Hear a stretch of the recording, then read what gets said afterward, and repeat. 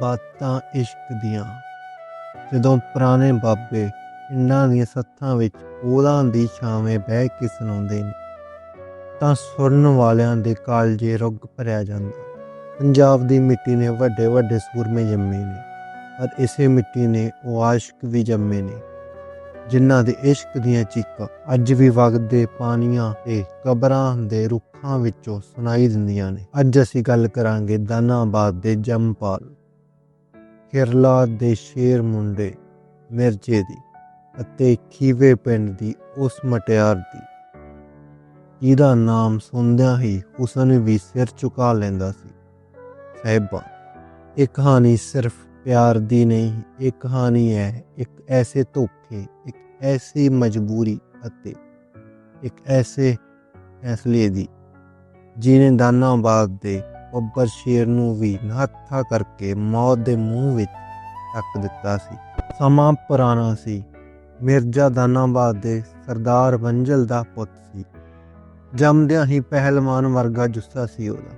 ਬਚਪਨ ਵਿੱਚ ਹੀ ਮਿਰਜ਼ੇ ਨੂੰ ਉਹਦੇ ਨਾਨਕੇ ਪਿੰਡ ਖੀਵੇ ਭੇਜ ਦਿੱਤਾ ਗਿਆ। ਉੱਥੇ ਹੀ ਉਹਦੀ ਮੁਲਾਕਾਤ ਹੋਈ ਖੀਵੇ ਖਾਨਦਾਨ ਦੀ ਧੀ ਸਾਹਿਬਾ ਨਾਲ। ਦੋਵੇਂ ਰਿਸ਼ਤੇ ਵਿੱਚ ਭੈਣ ਭਰਾ ਲੱਗਦੇ ਸਨ। ਪਿੰਡ ਦੀ ਕੱਚੀ ਮਸੀਤ ਵਿੱਚ ਕਾਜੀ ਕੋਲ ਦੋਵੇਂ ਪੜ੍ਹਨ ਜਾਂਦੇ।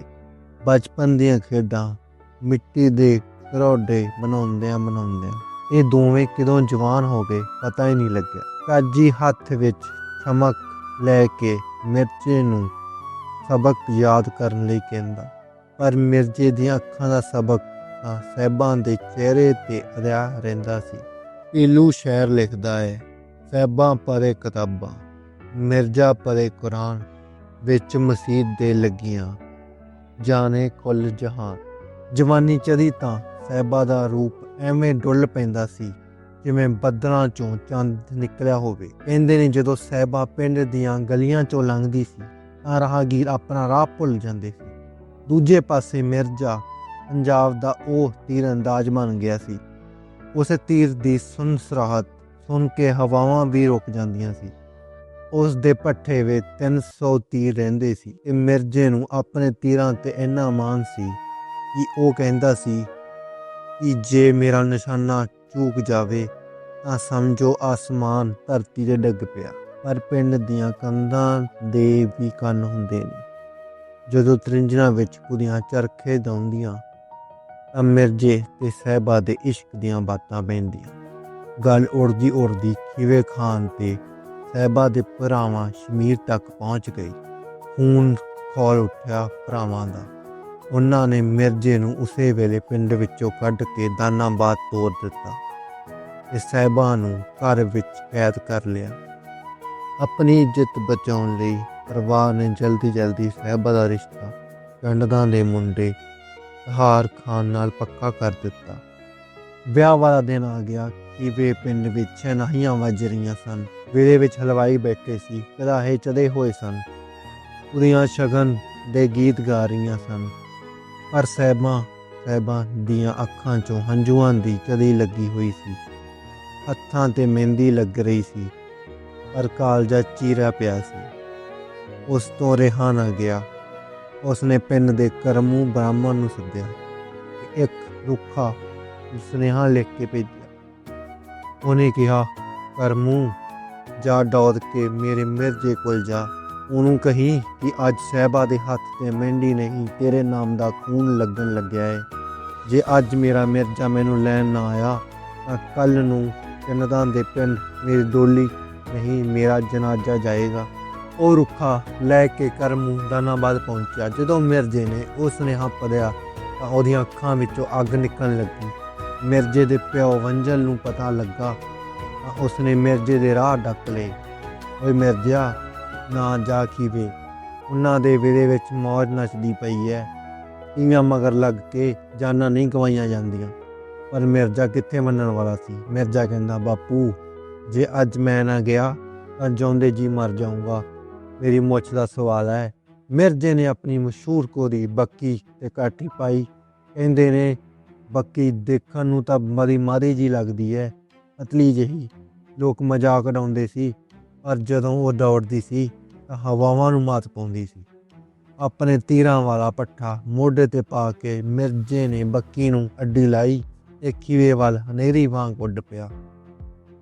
ਖੀਵੇ ਦੇ ਭਰੇ ਵਿਹੜੇ ਵਿੱਚ ਵਿਆਹ ਦਾ ਮਾਹੌਲ ਸੀ, ਪਰ ਮਿਰਜ਼ੇ ਨੇ ਕਿਸੇ ਦੀ ਪਰਵਾਹ ਨਹੀਂ ਕੀਤੀ। ਉਹਨੇ ਬੱਕੀ ਵਿਹੜੇ ਵਿੱਚ ਵਾਰ ਦਿੱਤੀ, ਸਾਹਿਬਾਂ ਦੀ ਬਾਂਹ ਫੜੀ, ਉਹਨੂੰ ਬੱਕੀ ਤੇ ਅਤੇ ਆਪਣੇ ਪਿੱਛੇ ਬਿਠਾਇਆ। ਪੂਰੇ ਪਿੰਡ ਦੀਆਂ ਅੱਖਾਂ ਵਿੱਚ ਘੱਟਾ ਪਾ ਕੇ ਸ਼ੇਰ ਆਪਣੀ ਸ਼ੇਰਨੀ ਨੂੰ ਉਡਾ ਕੇ ਲੈ ਗਿਆ। ਕਿਸੇ ਦੀ ਹਿੰਮਤ ਨਹੀਂ ਪਈ ਕਿ ਮਿਰਜ਼ੇ ਦੇ ਸਾਹਮਣੇ ਆ ਕੇ ਅੜ ਸਕੇ। ਬੱਕੀ ਦੇ ਪੌਦਾਂ ਨਾਲ ਉੜਦੀ ਧੂੜ ਆਸਮਾਨ ਨੂੰ ਛੂਹ ਰਹੀ ਸੀ। ਪਿੱਛੇ ਸਾਹਿਬਾਂ ਦਾ ਭਰਾ ਸ਼ਮੀਰ ਤੇ ਚੰਦਦਾਂ ਦੀ ਪੂਰੀ ਫੌਜ ਉਹਨਾਂ 'ਤੇ ਸਵਾਰ ਹੋ ਕੇ ਉਹਨਾਂ ਦੇ ਮਗਰ ਲੱਗ ਪਈ। ਦੌੜਦਿਆਂ ਕਾਫੀ ਪੈਂਡਾ ਮੁੱਕ ਗਿਆ ਸੀ। ਮਿਰਜ਼ਾ ਥੱਕ ਚੁੱਕਿਆ ਸੀ। ਉਸ ਨੂੰ ਆਪਣੇ ਤੀਰਾਂ ਤੇ ਆਪਣੀ ਤਾਕਤ ਤੇ ਹੱਦੋਂ ਵੱਧ ਮਾਣ ਸੀ, ਜਿਹਨੂੰ ਆਪਾਂ ਹੰਕਾਰ ਕਹਿ ਸਕਦੇ ਹਾਂ। ਰਸਤੇ ਵਿੱਚ ਇੱਕ ਵੱਡਾ ਪੁਰਾਣਾ ਜੰਡ ਦਾ ਦਰਖਤ ਆਇਆ। ਮਿਰਜ਼ੇ ਨੇ ਬੱਕੀ ਦੀਆਂ ਲਗਾਮਾਂ ਖਿੱਚੀਆਂ। ਸਾਹਿਬਾਂ, ਮੇਰੀਆਂ ਅੱਖਾਂ ਵਿੱਚ ਨੀਂਦ ਰੜਕਦੀ ਪਈ ਹੈ। ਮੈਨੂੰ ਤੇਰੇ ਪੱਟ ਤੇ ਸਿਰ ਰੱਖ ਕੇ ਕਦੀ ਕੁ ਅੱਖ ਲਾ ਲੈਣ ਦੇ। ਸਾਹਿਬਾਂ ਨੇ ਬਥੇਰਾ ਰੋਕਿਆ। ਮਿਰਜ਼ਾ ਪਿੱਛੇ ਮੌਤ ਆਉਂਦੀ ਪਈ ਹੈ, ਇੱਥੇ ਨਾ ਸੌਂ। ਪਰ ਮਿਰਜ਼ੇ ਨੇ ਹੰਕਾਰ ਵਿੱਚ ਕਿਹਾ, ਜੇ ਆਉਂਦੀ ਹੈ ਤਾਂ ਆ ਲੈਣ ਦੇ, ਮੇਰੇ ਤੀਰਾਂ ਦੇ ਅੱਗੇ ਕੌਣ ਟਿਕੂਗਾ। ਇਹ ਕਹਿ ਕੇ ਮਿਰਜ਼ਾ ਸਾਹਿਬਾਂ ਦੀ ਗੋਦੀ ਵਿੱਚ ਸਿਰ ਰੱਖ ਕੇ ਸੌਂ ਗਿਆ। ਇੱਥੇ ਆ ਕੇ ਸਾਹਿਬਾਂ ਦੇ ਦਿਮਾਗ ਵਿੱਚ ਇੱਕ ਐਸਾ ਤੂਫਾਨ ਉੱਠਿਆ ਜਿਹਨੇ ਪੂਰਾ ਇਤਿਹਾਸ ਪਲਟ ਕੇ ਰੱਖ ਦਿੱਤਾ। ਆਸੇ-ਪਾਸੇ ਸੁਨਾਟਾ ਸੀ। ਮਿਰਜ਼ਾ ਸੁੱਤਾ ਪਿਆ ਸੀ ਤੇ ਦੂਰੋਂ ਘੋੜੀਆਂ ਦੀ ਪੌਦਾਂ ਦੀ ਆਵਾਜ਼ ਸਾਹਿਬਾਂ ਦੇ ਕੰਨਾਂ ਵਿੱਚ ਪੈਣ ਲੱਗੀ। ਉਹਦੇ ਭਰਾ ਆ ਰਹੇ ਸਨ। ਸਾਹਿਬਾਂ ਕੰਬਣ ਲੱਗ ਪਈ। ਉਹ ਸੋਚਣ ਲੱਗੀ, ਮੇਰਾ ਮਿਰਜ਼ਾ ਬੱਬਰ ਸ਼ੇਰ ਹੈ। ਜੇ ਇਹਦੀ ਅੱਖ ਖੁੱਲ੍ਹ ਗਈ ਤਾਂ ਇਹਦਾ ਇੱਕ ਇੱਕ ਤੀਰ ਮੇਰੇ ਵੀਰਾਂ ਦੀਆਂ ਛਾਤੀਆਂ 'ਤੇ ਪਾੜ ਪਾ ਦੇਵੇਗਾ। ਉਹ ਵੀਰ ਜਿਨ੍ਹਾਂ ਨੇ ਮੈਨੂੰ ਮੋਢਿਆਂ 'ਤੇ ਖੜਾਇਆ, ਜਿਨ੍ਹਾਂ ਨਾਲ ਮੈਂ ਵੱਡੀ ਹੋਈ, ਕਿ ਮੈਂ ਆਪਣੇ ਭਰਾਵਾਂ ਦੀਆਂ ਲਾਸ਼ਾਂ ਦੇ ਉੱਤੋਂ ਦੀ ਲੰਘ ਕੇ ਇਸ਼ਕ ਦਾ ਮਹਿਲ ਬਣਾਵਾਂਗੀ। ਇੱਕ ਪਾਸੇ ਉਹਦਾ ਜਹਾਨ ਤੋਂ ਪਿਆਰਾ ਮਿਰਜ਼ਾ ਸੀ, ਦੂਜੇ ਪਾਸੇ ਉਹਦਾ ਆਪਣਾ ਖੂਨ। ਉਹਦੇ ਭਰਾ ਮਮਤਾ ਅਤੇ ਡਰ ਦੇ ਮਾਰੇ ਸਾਹਿਬਾਂ ਦੀ ਮੱਤ ਮਾਰੀ ਗਈ। ਉਹਨੂੰ ਲੱਗਿਆ ਕਿ ਜੇ ਮੈਂ ਮਿਰਜ਼ੇ ਦੇ ਤੀਰ ਤੋੜ ਦੇਵਾਂ ਤਾਂ ਭਰਾਵਾਂ ਦੀ ਜਾਨ ਬਚ ਜਾਊਗੀ ਤੇ ਮੈਂ ਵੀਰਾਂ ਦੇ ਪੈਰੀ ਪੈ ਕੇ ਆਦੇ ਕੱਢ ਕੇ ਆਪਣੇ ਮਿਰਜ਼ੇ ਦੀ ਜਾਨ ਬਖਸ਼ਾ ਲਵਾਂਗੀ। ਕੰਬਦੇ ਹੋਏ ਹੱਥਾਂ ਨਾਲ ਸਾਹਿਬਾਂ ਨੇ ਮਿਰਜ਼ੇ ਦੇ ਪਿੱਖੇ 'ਚੋਂ ਤੀਰ ਕੱਢੇ ਤੇ ਇੱਕ ਇੱਕ ਕਰਕੇ ਜੰਡ ਦੇ ਦਰਖਤ ਨਾਲ ਮਾਰ ਕੇ ਸਾਰੇ ਤੀਰ ਤੋੜ ਦਿੱਤੇ। ਅਚਾਨਕ ਘੋੜਿਆਂ ਦੀਆਂ ਤਪਾਂ ਨੇ ਧਰਤੀ ਹਿਲਾ ਦਿੱਤੀ। ਸ਼ਮੀਰਾਂ ਤੇ ਚੰਡਤਾਂ ਨੇ ਆ ਕੇ ਜੰਡ ਦੇ ਦਰਖਤ ਨੂੰ ਘੇਰ ਲਿਆ।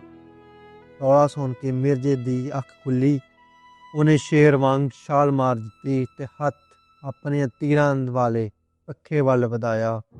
ਪਰ ਉੱਥੇ ਕੀ ਸੀ, ਸਿਰਫ ਟੁੱਟੀਆਂ ਹੋਈਆਂ ਲੱਕੜਾਂ। ਮਿਰਜ਼ੇ ਦੇ ਪੈਰਾਂ ਹੇਠ ਜ਼ਮੀਨ ਖਿਸਕ ਗਈ। ਉਹਨੇ ਇੱਕ ਨਜ਼ਰ ਸਾਹਿਬਾਂ ਵੱਲ ਦੇਖਿਆ। ਉਹਦੀਆਂ ਅੱਖਾਂ ਵਿੱਚ ਜੋ ਦਰਦ, ਜੋ ਸਵਾਲ, ਜੋ ਧੋਖਾ ਸੀ, ਉਹ ਬਿਆਨ ਨਹੀਂ ਕੀਤਾ ਜਾ ਸਕਦਾ। ਸਾਹਿਬਾਂ, ਤੂੰ ਇਹ ਕੀ ਕਹਿਰ ਕਮਾ ਦਿੱਤਾ ਹੈ ਮੇਰੇ ਨਾਲ। ਭਰਾਵਾਂ ਨੇ ਹਮਲਾ ਕਰ ਦਿੱਤਾ। ਮਿਰਜ਼ੇ ਕੋਲ ਤੀਰ ਨਹੀਂ ਸੀ, ਪਰ ਉਹ ਫਿਰ ਵੀ ਖਾਲੀ ਹੱਥ ਤਲਵਾਰ ਕੱਢ ਕੇ ਮੈਦਾਨ ਵਿੱਚ ਕੁੱਦ ਪਿਆ। ਨੱਠਾ ਸ਼ੇਰ ਕਿੰਨੀ ਕੁ ਦੇਰ ਢਿੱਡਰਾਂ ਦੀ ਦਾਰ ਨਾਲ ਲੜਦਾ। ਪਿੱਛੋਂ ਦੀ ਵਾਰ ਹੋਏ ਤਲਵਾਰਾਂ ਤੇ ਬਰਛਿਆਂ ਨੇ ਮਿਰਜ਼ੇ ਦੇ ਸਰੀਰ ਨੂੰ ਵਿੰਨ੍ਹ ਦਿੱਤਾ। ਮਿਰਜ਼ਾ ਧਰਤੀ 'ਤੇ ਡਿੱਗ ਪਿਆ, ਖੂਨ ਲਥਪਥ। ਇਹ ਸਭ ਦੇਖ ਕੇ ਸਾਹਿਬਾਂ ਦੀਆਂ ਚੀਕਾਂ ਨਿਕਲ ਗਈਆਂ। ਉਹਨੇ ਜਿਹਦੇ ਭਰਾਵਾਂ ਦੀਆਂ ਜਾਨਾਂ ਬਚਾਈਆਂ ਸੀ, ਉਹਨਾਂ ਭਰਾਵਾਂ ਦੇ ਅੰਦਰ ਕੋਈ ਤਰਸ ਨਹੀਂ ਆਇਆ। ਉਹਨਾਂ ਨੇ ਸਾਹਿਬਾਂ ਦੇ ਸਾਹਮਣੇ ਉਹਦੀ ਦੁਨੀਆ, ਉਹਦਾ ਮਿਰਜ਼ਾ ਵੱਢ ਕੇ ਰੱਖ ਦਿੱਤਾ। ਸਾਹਿਬਾਂ ਤੋਂ ਇਹ ਕਹਿਰ ਬਰਦਾਸ਼ਤ ਨਾ ਹੋਇਆ। ਉਸੇ ਜੰਡ ਦੇ ਹੇਠਾਂ ਮਿਰਜ਼ੇ ਦੇ ਖੂਨ ਨਾਲ ਰੰਗੀ ਉਸੇ ਧਰਤੀ 'ਤੇ ਸਾਹਿਬਾਂ ਨੇ ਵੀ ਆਪਣੇ ਆਪ ਨੂੰ ਖਤਮ ਕਰ ਲਿਆ। ਮਿਰਜ਼ੇ ਦੀ ਲਾਸ਼ ਦੇ ਉੱਤੇ ਡਿੱਗ ਕੇ ਉਹਨੇ ਵੀ ਆਪਣੇ ਪ੍ਰਾਣ ਤਿਆਗ ਦਿੱਤੇ। ਉਹ ਜੰਡ ਦਾ ਦਰਖਤ ਅੱਜ ਵੀ ਉਸੇ ਮਿੱਟੀ ਵਿੱਚ ਖੜਾ ਹੈ। ਲੋਕ ਅੱਜ ਵੀ ਸੋਚਦੇ ਨੇ ਕਿ ਦੋਸ਼ੀ ਕੌਣ ਸੀ, ਕਿ ਸਾਹਿਬਾਂ ਨੇ ਧੋਖਾ ਕੀਤਾ ਜਾਂ ਉਹ ਹਾਲਾਤਾਂ ਹੱਥੋਂ ਮਜਬੂਰ ਇੱਕ ਭੈਣ ਸੀ ਜਿਹੜੀ ਨਾ ਭਰਾਵਾਂ ਨੂੰ ਮਰਦਾ ਦੇਖ ਸਕੀ ਤੇ ਨਾ ਆਪਣੇ ਆਸ਼ਕ ਨੂੰ। ਇਸ਼ਕ ਕਦੇ ਕਿਸੇ ਨੂੰ ਸੌਖਾ ਨਹੀਂ ਮਿਲਦਾ। ਮਿਰਜ਼ਾਂ ਤੇ ਸਾਹਿਬਾਂ ਉਸ ਦਿਨ ਉਸ ਚੰਡ ਹੇਠਾਂ ਮਰ ਤਾਂ ਗਏ, ਪਰ ਪੰਜਾਬ ਦੀਆਂ ਹਵਾਵਾਂ ਵਿੱਚ ਉਹਨਾਂ ਦਾ ਦਰਦ ਅੱਜ ਵੀ ਜਿਉਂਦਾ ਹੈ। ਅੱਜ ਵੀ ਹਨੇਰੀਆਂ ਰਾਤਾਂ ਵਿੱਚ ਹਵਾ ਰੁਮਕਦੀ ਹੈ ਤਾਂ ਲੱਗਦਾ ਹੈ ਜਿਵੇਂ ਕੋਈ ਆਵਾਜ਼ ਆ ਰਹੀ ਹੋਵੇ, ਸਾਹਿਬਾਂ ਤੂੰ ਤੀਰ ਕਿਉਂ ਤੋਰੇ।